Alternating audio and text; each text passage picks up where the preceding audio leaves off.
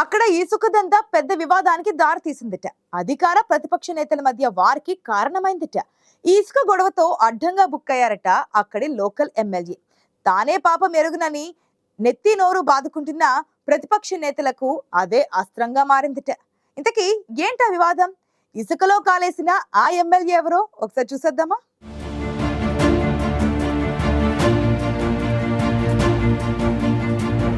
Mine land sand ఈ dialogue గుర్తుందా? BRS ప్రభుత్వ హయాంలో అప్పటి ప్రతిపక్ష నేతలకు ఈ నినాదమే ప్రధాన అస్త్రంగా మారింది. కాంగ్రెస్ సీనియర్లంతా నోరెత్తితే చాలు ఈ డైలాగ్స్ తూటాల్లా పేలేవి. సూర్యాపేట జిల్లా తుంగతుర్తి సెగ్మెంట్ ఇసుక రిచ్ పై ఎన్నో వివాదాలు చుట్టుముట్టాయి. శాండ్ మాఫియా విషయంలో అప్పటి ఎమ్మెల్యే గాదరి కిషోర్, మాజీ మంత్రి జగదీష్ రెడ్డిలపై దుమ్మెత్తిపోశారు అప్పట్లో విపక్ష నేతలు. వీరి కనుసన్నల్లోనే ఇసుక దందా జరుగుతోందని విమర్శలు గుప్పించారు. అంతేకాదు ఈ అంశాన్ని కాంగ్రెస్ నేతలు అస్త్రంగా వాడుకున్నారు.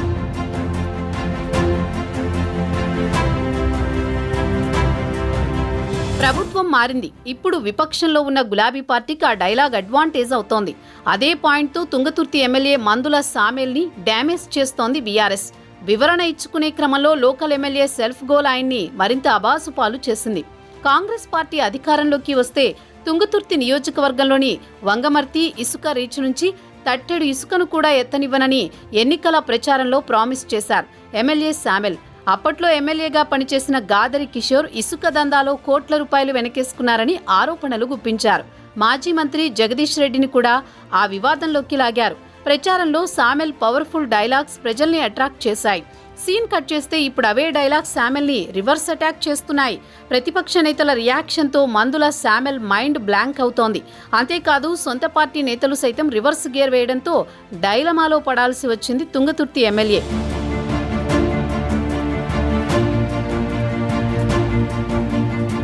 తుంగతుర్తి సెగ్మెంట్ కి చెందిన ఓ కాంగ్రెస్ పార్టీ కార్యకర్త ఇసుక రిచ్ కి వెళ్లి ఓ వీడియో షూట్ చేసి సోషల్ మీడియాలో వైరల్ చేశాడు.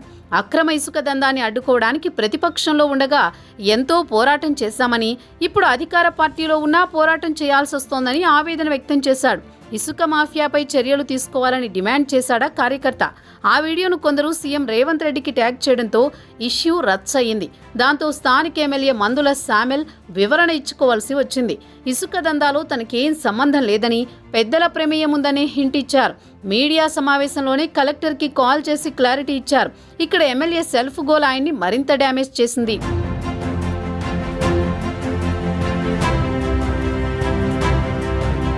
తుంగతుర్తి ఎమ్మెల్యే కాల్ని కలెక్టర్ ఆన్సర్ చేసినా వెంటనే కాల్ కట్ అయింది. కావాలని కాల్ కట్ చేశారో లేక సాంకేతిక కారణాలతో కట్ అయిందో కానీ కలెక్టర్కు చేసిన ఫోన్ కాల్పై పొలిటికల్ సర్కిల్స్లో జోరుగా చర్చ అయితే నడుస్తోంది.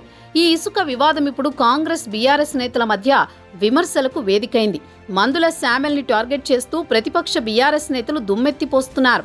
ఇసుక దందా వెనుక ఉన్న ఆ మంత్రి ఎవరో బయట పెట్టాలని సవాల్ విసురుతున్నారు. ఇసుక మాఫియాను అడ్డం పెట్టుకుని కోట్లు గడిస్తున్నారని ఆరోపణలు గుప్పిస్తున్నారు.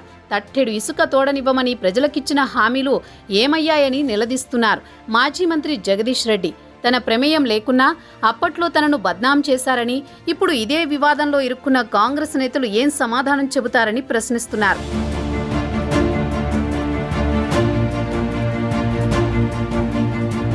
నల్గొండ జిల్లాలో ఇసుక దుమారంలో మరో ప్రచారం రచ్చ చేస్తోంది. ఇసుక దందాలో లోకల్ ఎమ్మెల్యే శామెల్ను ఇన్వాల్వ్ కావద్దని, వ్యవహారం మొత్తం తానే చూసుకుంటా అని ఓ మంత్రి ఆదేశాలు జారీ చేసినట్లు అంతా చెవులు కొరుక్కుంటున్నారు.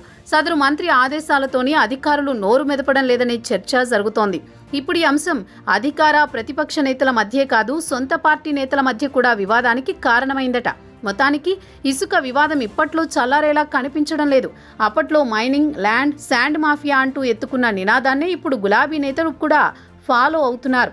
మరి ఈ వివాదం ఎటు నుంచి ఎటువైపు వెళ్తుందోనన్న ఆందోళనతో ఉన్నాయి రెండు పార్టీలు.